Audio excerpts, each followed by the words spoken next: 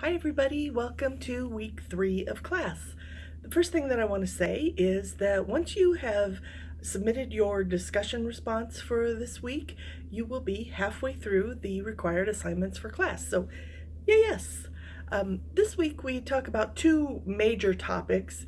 One is our digital footprint, the sort of trail we leave that we may not be aware that we're leaving when we do anything online. And the second is the idea of appropriate communication, both for an informal audience and for a formal audience. And we'll talk a little bit about the difference between those two things. I think I'll start with our discussion for this week because it's one of my favorite discussion topics. And the question that I ask is, have you ever Googled yourself? And I'll try that again. Googled yourself. One of the most fascinating things that I do on a pretty regular basis, which I know makes me sound a little conceited, but it's more for my own personal protection, is that every few months I launch Google and I type in my name. I put it in quotes, so I put, quote, Carly Van Willigen, end quote. And then I see what happens. And you can do that too if you'd like to see what happens when my name is Googled. And you come up with about 700 responses, which sounds like a lot given that I can guarantee I am the only Carly Van Willigen on the planet. So when I look through those results, the first thing I think is, holy crap, what am I doing online?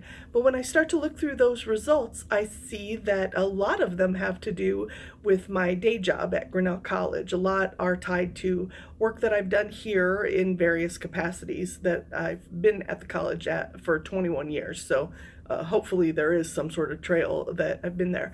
You can see lots of my Facebook posts that have been made public for a variety of reasons.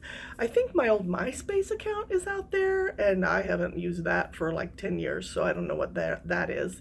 And then there are some blog posts that I've written, some product reviews I've done on Amazon.com, etc., etc.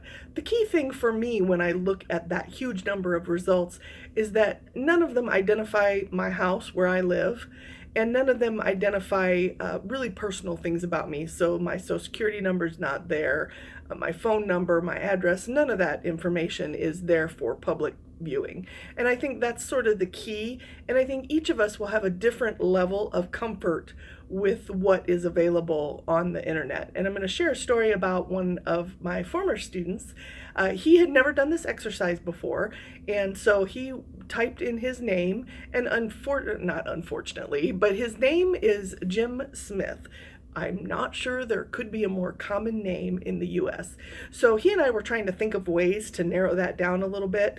So I said, well, let's use your full name, first, middle, last, and let's put your city in. So he did that, and this is not as amusing as I find it, but his results came back and there was still a James Smith in his city, but that person had been convicted of murder. So he brought up all of these results about the trial and what this other Jim Smith had done, and he was just mortified. And I said, well, on the bright side, that's not you, right? And so he kind of calmed down after that. And he did find a couple of items that were actually him, but in general, the bulk of the results that he happened to get were from people that were not him. So depending on how common your name is, you might have to play around with what you Google a little bit, but I think it's a fascinating look at the types of digital trails that we leave. If you've been a long time internet user, I've been quote unquote on the internet since 1996. There's going to be things that you do not remember doing, and that's okay. Like I said, we each have a different comfort level with what we think is okay when we see digital trails.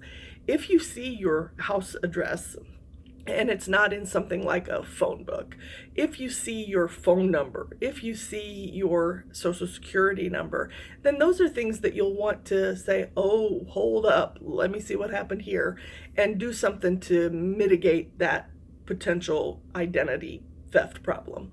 So the second activity that we're going to do is the week 3 assignment, and in it there's 2 pieces of it. One is you kind of think about the difference between informal communication and formal communication, and I happen to be a pretty informal person, although I would consider these videos and the work we do in class, I'd consider it just leaning a little bit toward more formal communication.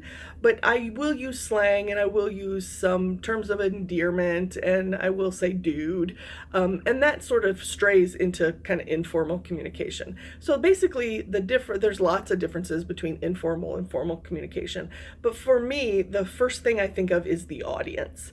And so if I'm talking to people I like and we're in a friendly, non-threatening, non-power environment, then I tend to use more informal communication. In a more formal environment, so work, although my particular work environment is quite informal, when I deal with our president, when I deal with our board of trustees, more formal communication, less dude and more, oh, hello, George, it's nice to see you, that kind of formal communication. So that's pretty much what I think about the audience. And then to a lesser extent, the idea that you don't really use slang, you don't really use nicknames, you don't really use terms of endearment when you're in a more formal environment. So if I'm meeting with a judge about the guardianship of my son, I'm not going to say, dude, how you doing today? I'm going to say, listen, Judge Smith, thank you for seeing me. What can I tell you about my son's progress or his life situation? So there's very, I think, soft lines, but yet obvious lines when it comes to formal and informal communication. So what you'll do is you'll kind of define those in your world, and I will be looking for a couple of key pieces of information that you would include in informal and formal definitions. And then you kind of give an example of both of those in your communicative world. The second piece is we're going to look at 3 more students. So last week we looked at, I'm going to try to remember here, we looked at Miguel, we looked at Margaret, and we looked at Irene, and they did things that made them not good digital citizens.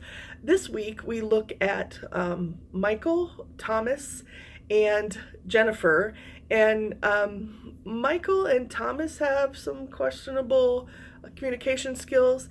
Jennifer has to fire somebody, and that's a situation I hope none of us have to find ourselves in, because those are very, very difficult conversations to have.